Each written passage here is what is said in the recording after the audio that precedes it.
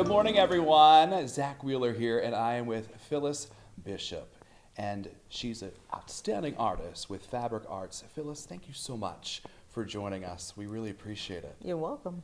You have some really beautiful and unique pieces. Tell me a little bit how you got involved in Fabric Arts. Well, I sewed as a child and sewed clothes and things, and then as an adult I kind of left it for a while. I got into the music business. But I picked up a magazine in a store, and it was all about abstract fabric art. And I didn't even know it existed. But I went, that's what I want to do. So I started reading about it, learning about it, and then I was fortunate enough to take a trip to Africa, and I brought back some fabric from Rwanda. And then I found a store in England, in Manchester, England, that actually goes to Africa several times a year and buys fabric from people who make it there. It's real, from Mali, South Africa, and Ghana, mostly from Ghana. Okay. Some of your pieces are very powerful. They have a really powerful and wonderful meaning. Tell us a little bit about what you have right in front of us, and of course this behind us, but we can start maybe with right here. These are of African Rwandan women, specifically. Okay. When I was in Rwanda, it was 2014, and it happened to be the 20th anniversary of the genocide of 1994. So there was some remembrance. There was also evidence of disfigured people and all kinds of things. It's a very powerful experience. But the women, I was so taken because the women were just so dignified, the way they carried themselves. They actually carried baskets of bananas on their head, but they also were women, contemporary women, and they worked in the city, Kigali, and dressed as Western women do. So you saw the traditional, you saw the contemporary. But the women just have gone through so much with the genocide. They were so brutally treated that, but still, they are, they have dignity, they have self-respect, they respect each other. Rwandan people are extremely kind and welcoming. It's wonderful that you captured that in your art. I want to talk a little bit more about some of these other pieces, obviously, but we're going to take a quick break, and when we return, we'll have more with Phyllis.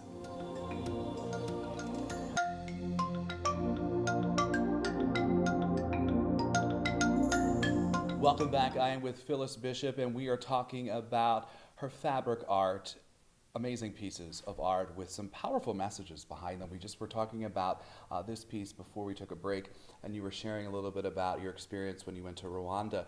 Tell me a little bit more about these pieces as well. Well, each of them depicts women in their natural setting. And this is, keep in mind, abstract art, so it's, you might not see it right away. This one, she's holding a basket, and she may be filtering the grain, sifting the grain. There are dogs in Rwanda everywhere. They really cherish their dogs. So that is that one. They also wear beautiful, their own fabrics, their own African fabrics, and the dresses are simple and they're just gorgeous. This depicts a woman, I have to look at it. Oh yes, this is a woman who's carrying another basket, but it's also the mother and the daughter, who probably is teenage, and they're standing together, and the mother has her arms around the daughter, basically. When you're developing a piece, what's the process that you go through? The process is I listen to my inner voice and my intuition as much as I can. As an artist, every artist, I'm sure, goes through there's always someone sitting here criticizing what you're doing, saying, that's not going to sell.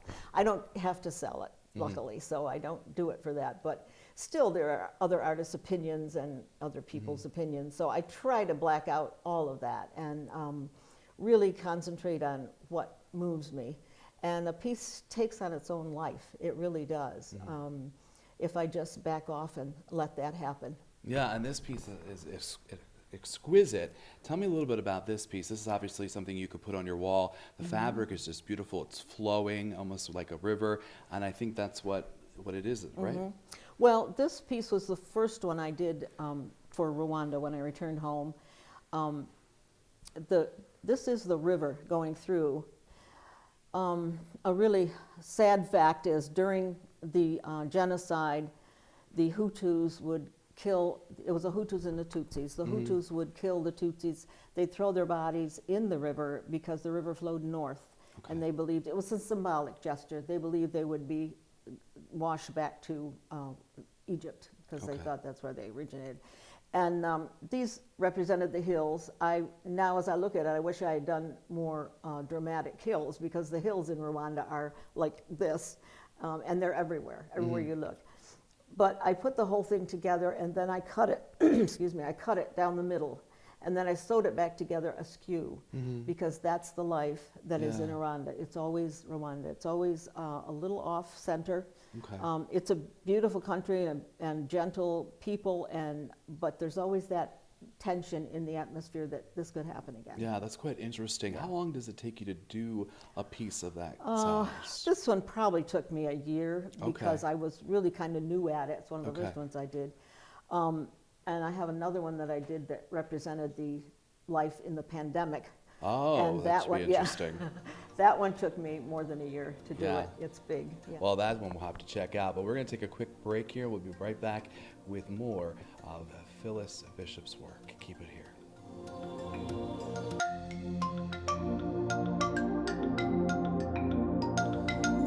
Welcome back, everyone. I am with Phyllis Bishop, and we are talking about her amazing fiber art. And I'll just tell you, Phyllis, that these pillows that you've created are absolutely gorgeous. Thank you. Absolutely gorgeous. Tell us a little bit about how you went about doing these pillows, and I know you mentioned a little bit in our first segment about where you got these beautiful fabric, but tell us a little bit more. Well, the pillows, I just happen to love pillows. Yeah. And, We all do. We all do, don't we? And they're easy to make. I can Yeah. make a pillow in an hour. So, Really? Yeah. So Oh, it's that's really nice. fun to do the pillows.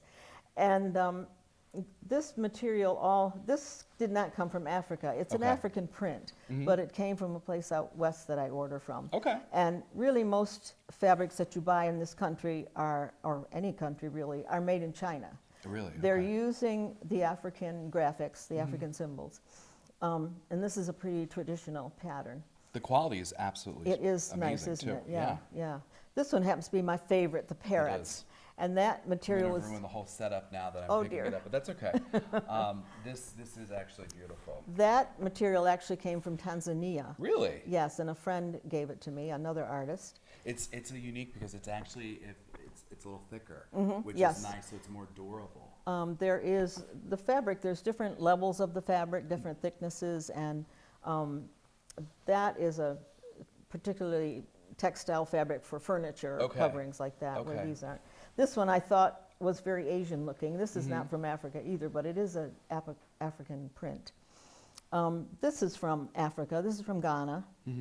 And I only had a little bit of that one, so I made the back a different one, but that's also from Ghana. Yeah, that's actually, but it's beautiful. Yeah. It's very unique. Yeah. So that if you get tired on one Yeah. side, you just You flip just it over. flip it and over use to the other. others. And this one is also from Ghana. This is material meant for covering Okay. chairs or something Very else. yeah. durable though, and you don't actually sell these. I You- haven't so far. I don't do this art for the money, and Yeah. I don't That's do it for a wonderful. reason, because if I did it as an income, it would interfere with my creativity. Yeah, no, I'd you're start, totally you right. know. I think that's And luckily, I important. don't need to. But yeah, I probably would consider selling them, maybe. Yeah. And that one also is one of my favorites, and that's from Ghana. Yeah, I mean the fabric is big- absolutely stunning.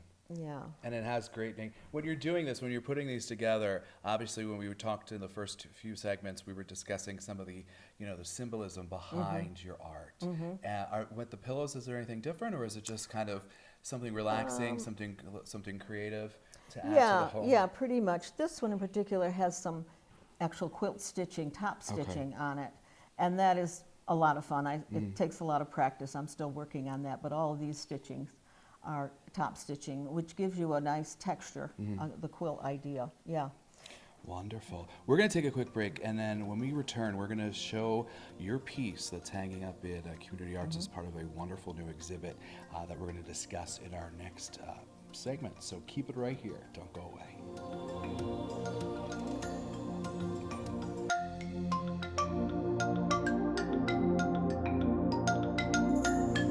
Welcome back, everyone. This morning we are with Phyllis Bishop, and we're actually in an amazing gallery here at Community Arts of Elmira. You took part in a wonderful program, and we're in the exhibit, Clemens and the Pen. Tell me a little bit about this exhibit and this program and this amazing piece that you developed. The program really consisted of myself and maybe 6 or 7 other artists. We spent 2 hours at Quarry Farm, and we just were invited to express our feelings there or whatever we wanted to do. So that's what I did with this one. I was just impressed by looking out over, you could see the hills in the background. There also are stone walls there, and that kind of represents walls and the hills. But the first thing I saw was this beautiful tree with a cauldron underneath it, and the cauldron was tipped a little bit. It looked very old, it had patina on it, and I think it was made of copper. And I just was intrigued because Clemens, had a very sardonic, sarcastic sense of humor in his writing, and many times he wrote things that were very critical of society, but you didn't really know for sure that's what he was doing. So I thought, well, this gives me a real feeling of Clemens being here.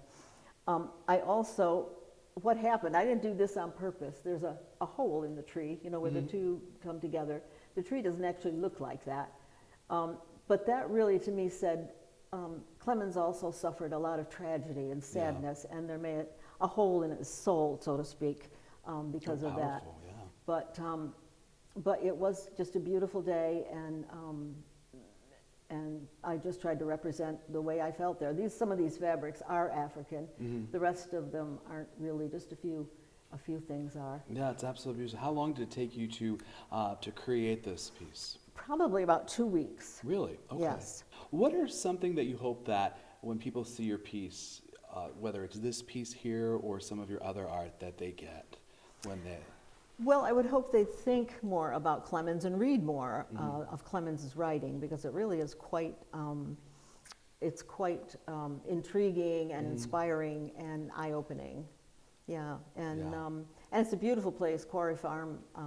I don't think just anybody can go up there. No, yeah. But I was really delighted and privileged to be there that day. It was a very beautiful, calm, serene place. So April 30th, that is when the exhibit will wrap up here at Community Arts.